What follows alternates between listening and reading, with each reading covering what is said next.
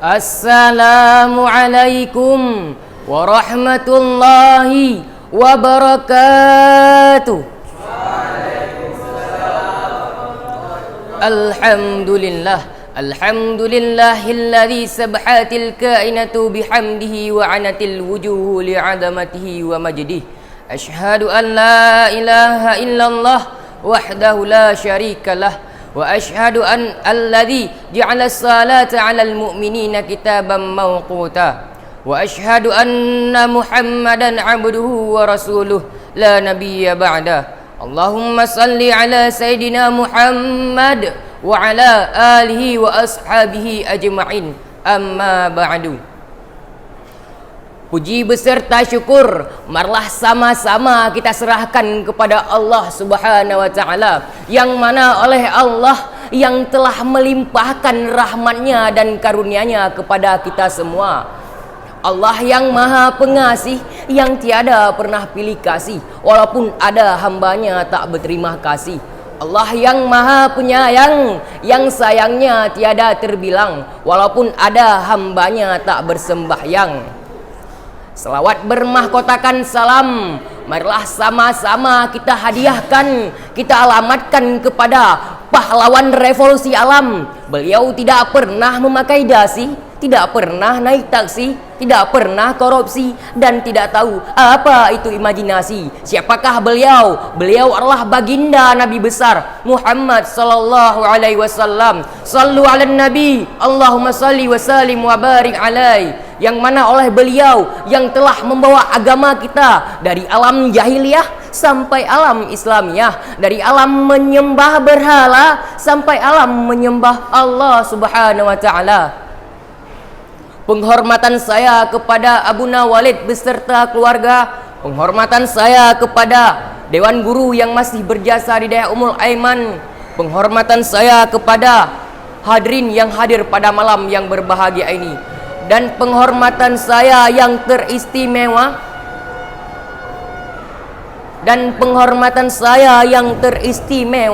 kepada Dewan Juri yang bijaksana. Baiklah, pada malam yang berbahagia ini saya akan menyampaikan pidato saya yang berjudul Peranan Salat dalam Kehidupan. Ma'asyiral muslimin rahimakumullah. Salat merupakan suatu komunikasi langsung antara hamba dengan Khaliknya. Apabila kita telah mengerjakan salatnya, berarti kita telah mendirikan agama. Sebagaimana sabda Rasulullah sallallahu alaihi wasallam, aqimis shalah, as-salatu imaduddin, faman aqamaha faqad aqamaddin, wa man tarakaha faqad hadamaddin. Yang artinya, dirikanlah salat, sesungguhnya salat itu adalah tiang agama. Barang siapa yang mengerjakan salatnya, berarti ia telah mendirikan agama. Barang siapa yang meninggalkan salatnya, berarti ia telah meruntuhkan agama. Ma'asyiral muslimin rahimakumullah. Bila kita hayati hadis ini, renungkan hadis ini, lalu lihat bagaimana kenyataan dalam kehidupan kita sekarang ini, di mana di negara kita ini hanya unggul dalam jumlah penduduknya, akan tetapi kalah dalam kualitasnya. Sebagaimana yang kita ketahui, penduduk Indonesia yang memeluk agama Islam lebih kurang 90%. Bila kita teliti dengan rutin, yang mengerjakan salatnya tidak sampai 50%. Contohnya, ada yang salat 5 waktu sehari semalam, ada yang salat seminggu cuma sekali, ada yang salat selama bulan Ramadan saja. Bahkan yang paling parah kaum muslimin yang berbahagia, adanya umat Islam yang mengerjakan salatnya dalam setahun hanya 2 kali, yakni salat Idul Fitri dan Idul Adha. Bahkan tidak ada pernah salat sama sekali. Na'udzubillah, tsumma na'udzubillah. Ma'asyiral muslimin rahimakumullah. Surah Allah wasiat Rasulullah sallallahu alaihi wasallam yang terakhir, beliau menghembuskan nafas yang terakhir, kemudian beliau bersabda, jagalah salatmu dan apa yang menjadi tanggunganmu. Dalam Al-Quran Allah menyebutkan kata-kata salat diberi kata zikir, kata-kata salat diberi kata zabar, kata-kata salat diberi kata zakat.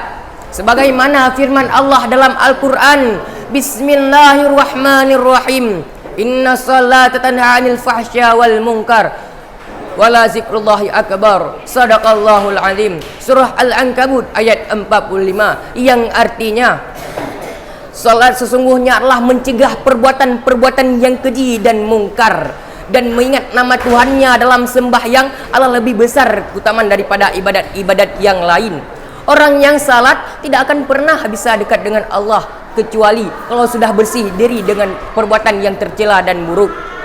Sebagaimana firman Allah dalam Al-Quran, Bismillahirrahmanirrahim. Qad aflaha man tadzakka wa dzakara isma rabbih fasalla. Shadaqallahul azim. Surah Al-A'la ayat 14 sampai 15, yang artinya sungguh beruntunglah orang kalian yang membersihkan diri dengan iman dan mengingat nama Tuhannya lalu dia salat.